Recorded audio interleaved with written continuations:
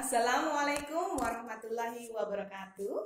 Ketemu lagi dengan Bu Dani. Kita akan belajar kimia. Sekarang kita akan membahas yang namanya larutan penyangga atau sering disebut sebagai larutan buffer atau disebut sebagai larutan dapat. Nah, sekarang kita akan lihat dulu atau kita akan pelajari dulu pengertian dari larutan penyangga atau buffer itu apa. Larutan penyangga adalah, kalian di sini, larutan penyangga adalah campuran. Dia adalah campuran antara asam lemah dengan garamnya atau basa lemah dengan garamnya. Ini Bu singkat ya, asam lemah dengan garamnya, basa lemah dengan garamnya. Itu disebut sebagai larutan penyangga. Ciri atau syarat yang disebut sebagai larutan penyangga itu apa sebenarnya cirinya? Cirinya adalah larutan penyangga ini apabila ditambahkan dengan sedikit asam, pH-nya akan turun sedikit.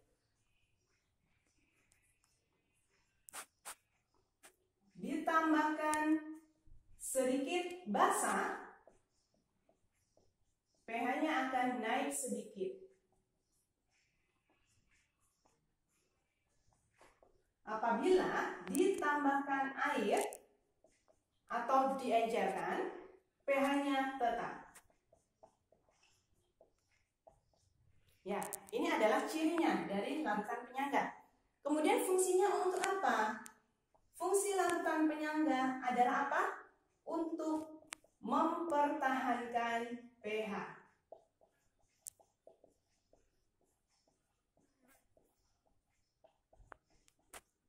Biasanya larutan penyangga ini suka dipakai dalam industri makanan kaleng. Makanan kaleng itu bisa tahan lama. Kenapa? Karena ternyata di dalamnya pasti ada pengawet.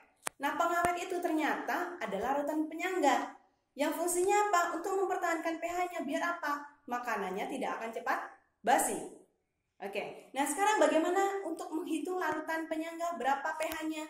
Nah, kita akan lihat ada dua pengelompokan dilihat dari sifatnya.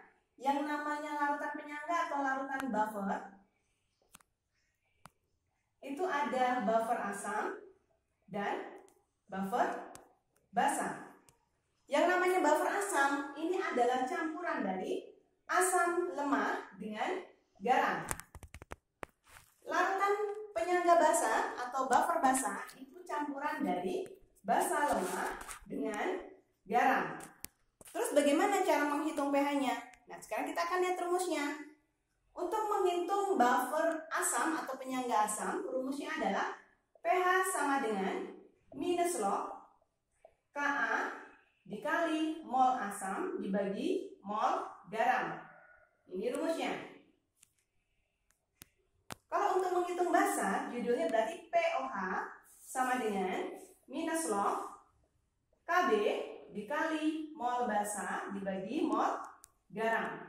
Jangan lupa kalau untuk basa, setelah dapat pOH, untuk nyari pH sama dengan 14 dikurang pOH. Ya, oke. Sekarang perhatikan sekali lagi. Ini adalah teorinya. Nah, nanti akan kita lanjutkan untuk latihan soal. Latihan soalnya sebagai berikut. Kita lihat nomor 1. Jika 100 ml larutan CH3COH 0,2 molar dicampur dengan 100 ml larutan NaOH 0,1 molar, tentukan pH campuran. Kalau untuk menentukan apakah ini penyangga atau bukan, berarti kalian harus reaksikan dulu. Kenapa? Karena ini masih asam lemah dengan basa kuat. Dari mana kita tahu itu asam lemah? Karena di sini diketahui harga Ka. Nah, karena ini masih asam lemah dan basa kuat, berarti kita reaksikan dulu. Pakai mula-mula reaksi sisa. Sekarang kita bikin reaksinya dulu. CH3COOH plus NaOH menghasilkan plus, di sini OH min. Ini akan menghasilkan H2O atau air. Sisanya CH3COO dengan Na menghasilkan CH3COONA. Nah, sekarang kita akan tulis di sini mula-mula reaksi sisa. Nah, sekarang kita akan masukkan data molnya dengan cara mengalihkan volume dengan molaritas. CH3COH volumenya 100 dikali dengan 0,2. 100 dikali 0,2 berapa? 20 ya. Nah, berarti ini hasilnya adalah 20. Karena di sini mililiter, berarti satuannya adalah milimol. Berarti di sini milimol. Nah, kemudian untuk NaOH juga sama. 100 dikali 0,1 berarti 10. Ya, 10 milimol. Nah, sekarang kita akan lihat di sini mana yang akan habis. Kebetulan ini semuanya perbandingannya satu semua karena sudah setara. Dua-duanya adalah valensi 1. Jadi pasti perbandingannya 1:1. Jadi kalau misalkan perbandingannya sama, yang kecil molnya pasti yang akan habis. Berarti siapa di sini? NaOH ya. Oke, berarti segini 10. Ikuti perbandingan 1:1 semua. Kalau di sini 10, 10, 10, 10. Nah, sekarang untuk reaktan berkurang, untuk produk bertambah. 20 dikurang 10, 10. Habis 10, 10. Nah, sekarang kita akan bisa simpulkan. Sisanya adalah CH3COH adalah asam lemah dan garam. Campuran antara asam lemah dengan garam ini namanya penyangga atau buffer. Nah, sekarang karena asamnya yang lemah, berarti ini adalah buffer asam atau penyangga asam. Berarti rumusnya apa? Menggunakan pH. pH sama dengan minus log Ka dikali mol asam dibagi mol garam.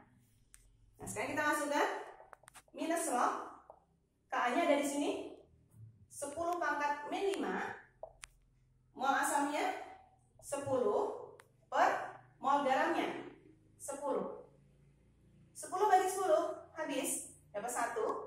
Minus log 10 pangkat min 5 adalah 5. Ini adalah hasil pH-nya. Oke.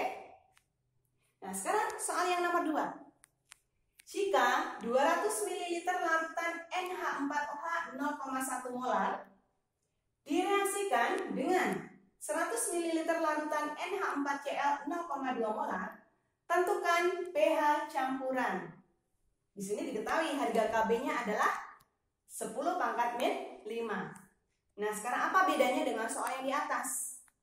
Diketahui di sini NH4OH punya harga Kb, berarti dia adalah basa lemah. Kemudian di sini ada garam. Campuran antara basa lemah dengan garam berarti langsung itu adalah penyangga atau buffer basa. Kenapa? Karena basanya lemah. Karena campuran antara basa lemah dengan garam itu namanya penyangga. Nah, karena basanya lemah, rumusnya judulnya adalah POH. POH sama dengan minus log Kb dikali mol basa dibagi mol garam. Minus log. Oke, Kb-nya berapa? Sama ya, 10 pangkat min 5 dikali mol basa, sama kayak tadi, menghitung mol adalah volume dengan molaritas dikalikan. 200 dikali 0,1 adalah 20 dibagi 100 dikali 0,2 sama, berarti 20. 20 bagi 20 habis.